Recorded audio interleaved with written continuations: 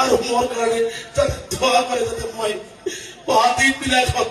চাকরির উত্তরণের কারণে কথা কই যাব পারো আন্দোলন করে যাব পারো সংগ্রাম অব্যাহত রাখিব পারো এইখিনি কথা কই মই পুনৰবাৰ সকলোৰে ওচৰত আমচু শক্তিশালী কৰাৰ আশাৰে এটি আমচু জিন্দাবাদ ধ্বনি একত্ৰিতভাৱে শেষ কৰাৰ বাবে আমচুৰ মঞ্চত মোৰ লগত আপোনালোকে দিব বুলি মই আশা ৰাখিছো আমচু জিন্দাবাদ আমচু জিন্দাবাদ